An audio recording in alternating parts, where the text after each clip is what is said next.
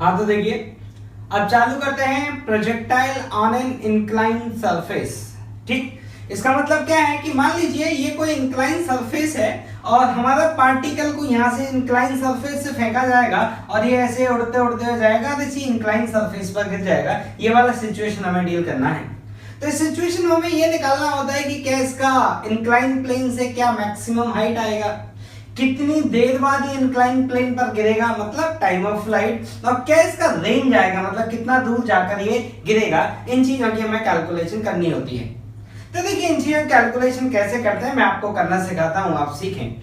तो देखिए सबसे पहले हम क्या करते हैं कि जो हमारा एक्सल वाई एक्सेस है, जिसको हमने जब पिछले बार डेरिवेशन किए थे ग्राउंड टू ग्राउंड प्रोजेक्टाइल में, तो हमने जो हमारा एक्स वाई प्लेन जो एक्स वाई एक्सिस जो मानी थी वो हॉरिजॉन्टल और वर्टिकल मानी थी। तो इस बार हम क्या करेंगे कि एक्स वाई डायरेक्शन को ऐसे मानेंगे, कैसे कि इस इंक्लाइन के अलावा मान लेंगे ये है हमारा एक्स एक्सिस, ये हमारा ओरिजिन ऐसे मान लेते हैं। ठीक, और ये है हमारा वाई एक्सिस,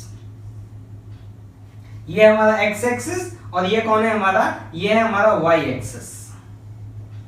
ठीक, मतलब ओरिजिन वहां मान लेंगे जहां से पार्टिकल को फेंका गया है। तो मैं मान लेता हूं पार्टिकल को यहां से फेंका गया है और मैं मान लेता हूं पार्टिकल का ये स्पीड था u और इसका इंक्लाइन सरफेस से एंगल थीटा है, हॉरिजॉन्टल से एंगल थीटा नहीं है, इंक्लाइन सरफेस से एंगल थीटा है। तो इसकी वेलोसिटी का जो एक हॉरिजॉन्टल कंपोनेंट आएगा इस डायरेक्शन में वो क्या आएगा, वो आएगा u cos थीटा, और एक वर्टिकल जो कंपोनेंट आएगा वो कौन आएगा, वो आएगा u sin थीटा। ठीक, अब देखिए मैं x और y डायरेक्शन में इक्वेशन लिखूंगा तो मुझे x डायरेक्शन के एक्सेलरेशन की जरूरत पड़ेगी और y डायरेक्शन के एक्सेलरेशन की जरूरत पड़ेगी। और हम जानते हैं कि जो एक्सेलरेशन होता है वो कौन से डायरेक्शन में होता है, वो होता है वर्टिकल डायरेक्शन में। एक्सेलरेशन जो होता है वो वर्टिकल डायरेक्शन में होता है और कितना होता है g। लेकिन इस बार मुझे एक्सेलरेशन वर्टिकल वाला नहीं चाहिए, मुझे कितना चाहिए, x वाला एक्सेलरेशन और y वाला एक्सेलरेशन। तो मुझे एक्सेलरेशन के कंपोनेंट करने पड़ेंगे। पिछले बार मुझे कंपोनेंट क्यों नहीं करने पड़ते थे, क्योंकि मेरी जो y डायरेक्शन होती थी वो वर्टिकल डायरेक्शन होती थी, तो मेरा एक्सेलरेशन कौन से डायरेक्शन में हो जाता था, y डायरेक्शन में हो जाता था। लेकिन इस बार हमारा वर्टिकल y तो नहीं, तो कंपोनेंट करना पड़ेगा। तो कैसे कंपोनेंट होगा, तो ध्यान से देखिएगा। ये एंगल 90 डिग्री है क्योंकि ये x है और ये y है, तो देखो ये बीटा, तो ये कितना आएगा 90 माइनस बीटा, तो ये कितना आएगा बीटा। तो जो आपका एक्सेलरेशन है g, इसका कंपोनेंट अगर किया जाएगा तो इस डायरेक्शन में जो एक्सेलरेशन का कंपोनेंट आएगा वो आएगा g cos बीटा, और इस डायरेक्शन में जो एक्सेलरेशन का कंपोनेंट आएगा वो आएगा g sin बीटा। ठीक, अब देखिए हम इक्वेशन लिखते हैं। तो सबसे पहले मैं आपको टाइम ऑफ फ्लाइट की कैलकुलेशन करके दिखाता हूं। टाइम ऑफ फ्लाइट कैसे की कैलकुलेशन का क्या मतलब होगा, तो देखिए बड़े ध्यान से सुने। आपका पार्टिकल यहां से चला और चलते चलते चलते वापस ये मान लेता है यहां आकर गिर गया। ठीक, तो मैं मान लेता हूं t इक्वल टू 0 पे हमारा पार्टिकल फेंका गया था और t equal to capital T पे पार्टिकल यहां आकर गिर गया। ठीक, तो इनिशियल y कोऑर्डिनेट क्या था 0 और x एक्सिस पर आकर गिरा, तो फाइनल y कोऑर्डिनेट भी कौन है 0। अब देखिए y डायरेक्शन वर्टिकल नहीं है, अब y डायरेक्शन हमारा ये है और x है, ये है वर्टिकल हमारा कोई नहीं है, ना तो वर्टिकल x है और ना ही वर्टिकल y है, ये हमारा y है। तो initial y coordinate 0, final y coordinate 0, तो y डायरेक्शन का डिस्प्लेसमेंट कितना है 0। तो y डायरेक्शन में जब हम इक्वेशन लिखेंगे, चलिए मैं यहां लिख देता हूं, displacement in y direction equal to initial velocity into y plus time interval half ay into t square. यहां पे वैल्यू पुट किया जाए sy आया 0, uy कितना है plus u sin theta, plus क्यों, क्योंकि पॉजिटिव y डायरेक्शन में, तो इसको लिखा जाएगा u sin theta. Time interval को हमने क्या मान लिया है capital T plus half of a y कितना आएगा, तो y डायरेक्शन का एक्सेलरेशन इस डायरेक्शन में कितना है g cos बीटा, तो ये कितना आएगा minus g cos beta into t square. यहां से अगर इसको सॉल्व करेंगे तो t का जो वैल्यू आया वो आया 2u sin theta upon g cos beta. तो ये टाइम ऑफ फ्लाइट का फॉर्मूला है, ये सबको याद होना चाहिए। अब बात करेंगे कि इसका मैक्सिमम रेंज कितना आएगा। तो देखिए मैक्सिमम रेंज से क्या मतलब मैं आपको समझाता हूं। ये पार्टिकल ऐसे जाके यहां गिर गया, तो इंक्लाइन प्लेन से पार्टिकल का कुछ मैक्सिमम हाइट आया होगा।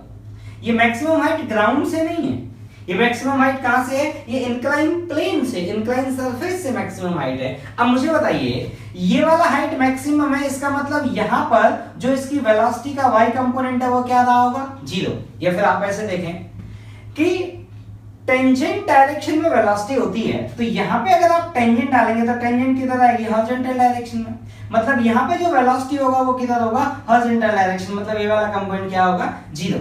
या फिर आप दूसरा आर्गुमेंट भी यूज कर सकते हैं कि ये अगर y डायरेक्शन का मैक्सिमम डिस्प्लेसमेंट है, इसका क्या मतलब है? ये y डायरेक्शन में और ऊपर नहीं गया, और ऊपर नहीं गया, इसका मतलब लेके जाना किसका काम था? वेलोसिटी का काम था। इसका मतलब यहाँ पर वेलोसिटी 0 हो गई होगी, जिसके कारण ये और ऊपर y डायरेक्शन में नहीं जा पाया होगा। अगर यहाँ पे y डायरेक्शन का वेलोसिटी 0 नहीं होता तो ये y डायरेक्शन में और ऊपर जाता, तो फिर ये मैक्सिमम हाइट नहीं होती। तो ये मैक्सिमम हाइट है, इसका मतलब यहाँ पे वेलोसिटी का y कंपोनेंट कितना हो गया? 0। अब मैं आपको ये निकालना चाहता हूं कि जो ये h है ये कितना होगा, तो ऐसा करते हैं यहाँ पर टाइम मान लेता हूं कि वेलोसिटी का इसका y कंपोनेंट 0 हुआ तो घड़ी में टाइम हो जाता t = t1। मैं आपको इस t1 की भी कैलकुलेशन करके दिखाता हूं। पिछले बार का केस आपको याद है? ऐसे ग्राउंड यहां तक मैक्सिमम हाइट तक t/2 लगता था, फिर ग्राउंड तक t/2 तक लगता था। वो रिजल्ट यहां भी आता है, मैं डिराइव करके दिखाता हूं, आप वेट करें। देखिए vy = uy + ay * t। vy 0 हो चुका है, uy किसके बराबर था? u sin थीटा के बराबर था। ay किसके बराबर है? -g cos beta. और टाइम इंटरवल हमने यहां से यहां तक का टाइम इंटरवल, ये वाला टाइम इंटरवल यहां से यहां तक कितना है? ये t = 0 है, ये t = t1 है, तो टाइम इंटरवल कितना आएगा? t1। तो यहां से t1 का जो वैल्यू देखिए वो कितना आया? वो आया u sin theta upon g cos beta. और अगर आप इसको ध्यान से देखेंगे तो ये कैपिटल T/2 के बराबर है। मतलब वो वाली बात यहाँ पे भी वैलिड है। कौन सा? यहाँ से मैक्सिमम हाइट जाने का टाइम कैपिटल T/2 और यहाँ से फिर आगे जाने का टाइम कैपिटल T/2, क्योंकि टोटल टाइम कितना है? Capital T। अब मुझे निकालना है ये h क्या है, मतलब इस h की वैल्यू क्या है। तो h कौन है? y डायरेक्शन का डिस्प्लेसमेंट। कौन से टाइम इंटरवल का? तो t = 0 से लेके t = t1 की मैं बात करूं तो इस टाइम इंटरवल का y डायरेक्शन का डिस्प्लेसमेंट कौन है? h। तो y डायरेक्शन में इक्वेशन लिखी जाए sy = क्या? uy + vy y2 * t। तो देखिए uy कितना है आपका? u sin theta. vy कितना है? 0, तो ये आया u sin theta upon 2 into यहां से यहां तक जाने का टाइम t1 कितना है? u sin theta upon g cos beta. तो यहां पुट कर दीजिए।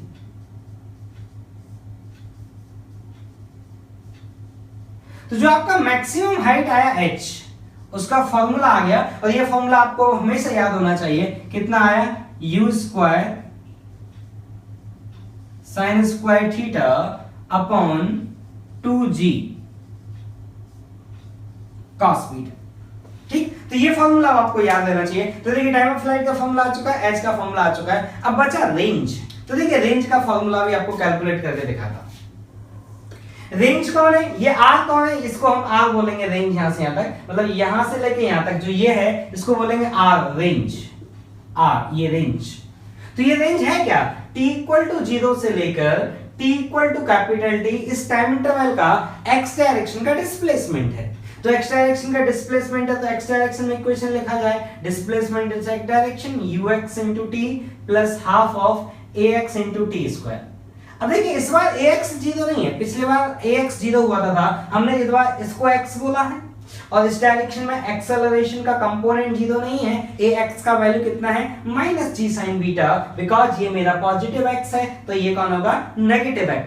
तो नेगेटिव x होगा तो और एक्सेलरेशन का मैग्नीट्यूड कितना है? g sin beta. तो ax कितना हो गया? -g sin beta. तो डिस्प्लेसमेंट आया r = ux इसके बराबर है u cos theta into time of flight capital T ये लिखा हुआ कितना? 2u sin theta upon g cos beta plus ½ of ax का वैल्यू कितना है? -g sin बीटा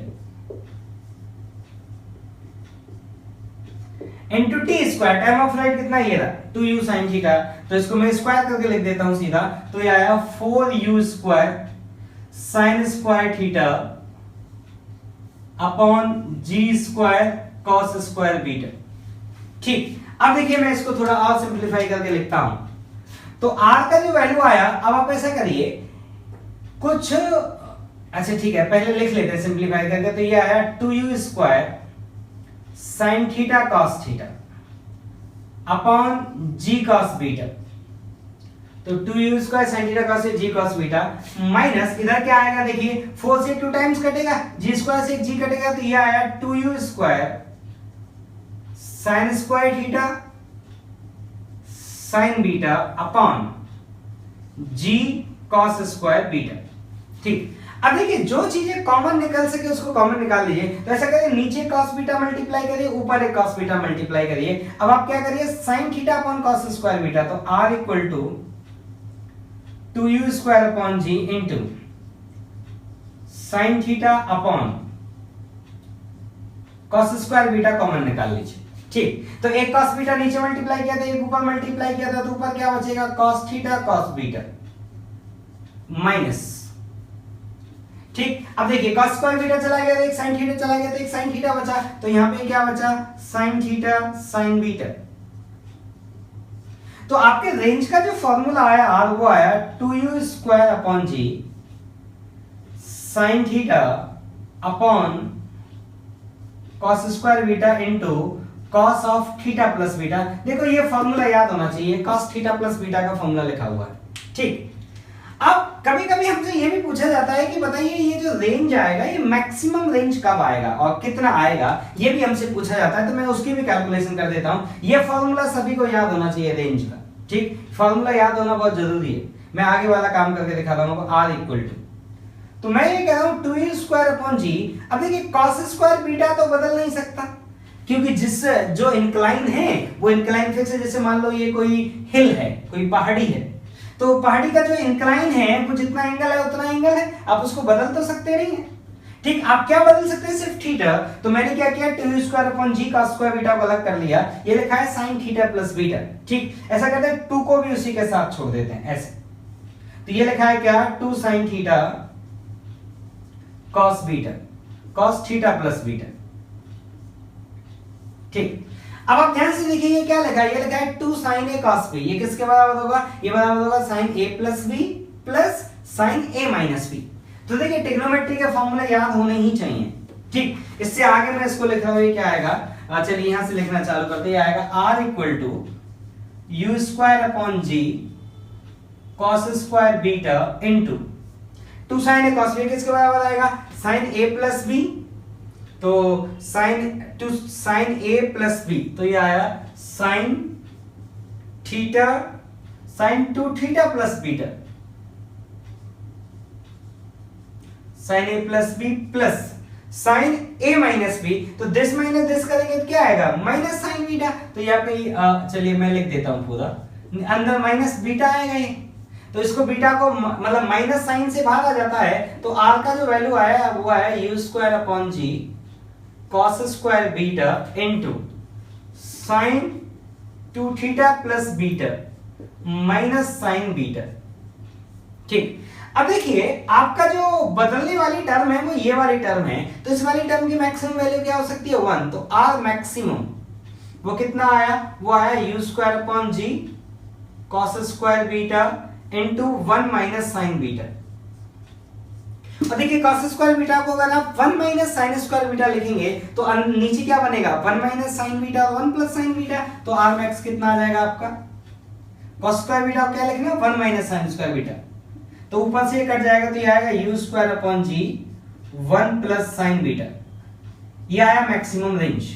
अब देखिए मैक्सिमम रेंज कब आया होगा, तो इसकी वैल्यू 1 कब आई होगी, जब अंदर का वैल्यू कितना रहा होगा, π/2, मतलब 2 थीटा प्लस बीटा किसके बराबर रहा होगा, π/2। इसका मतलब थीटा की वैल्यू किसके बराबर रही होगी, π/4 माइनस बीटा/2। ठीक, तो अगर आपका एंगल ऑफ प्रोजेक्शन इतना रहा होगा, कितना, थीटा इक्वल टू π/4 माइनस बीटा/2, तो आपका जो रेंज आएगा वो क्या आएगा, मैक्सिमम आएगा।